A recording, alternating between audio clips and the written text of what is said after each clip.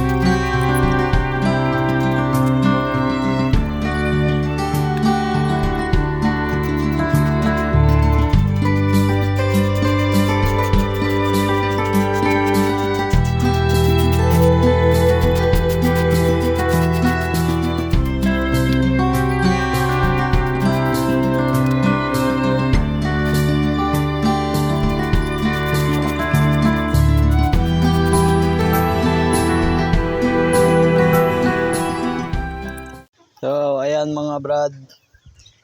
Yan na yung nawalis natin. Man, mas medyo maliwalas na siya tignan, hindi na ganun ka dumi. Ayan. Kung mapapansin nyo, yung kinuha ko lang yung mga tuyong dahon, mga lumang kahoy na naiwan dito. Ayan, kasi medyo kalat lang yun dito. Ayan, tapos hindi natin ginawa itong mga durug-durug na mga pinong dahon. Ayan, kasi kakahigin nila yan dyan. Ito yung nandun. Ayan. Nililinis natin mga brad. Yun pala mga brad. Pakita ko na rin pa kasi yung alaga naming pabo. Ayan, so naglilimlim na siya. Ayan siya. Hindi ko alam kung ilang piraso yung itlog niya. Yung kasi siya natatry na hawakan. Gagalit kasi siya mga brad.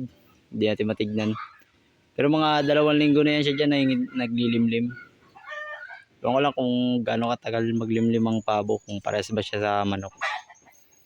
Yun. Bigyan ko na rin pala kayo ng quick update guys. Sa ating mga sisiw. Ayan, nilipat na natin sila ng isang malaking kulungan para sama-sama lang sila.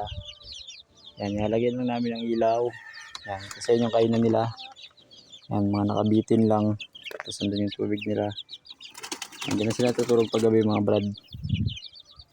Ayan, quick update lang. Ayan, makukulit na yung mga yan. Yun lang para sa ating video mga brad. Kita-kits ulit sa susunod na video. Salamat sa panonood. Peace!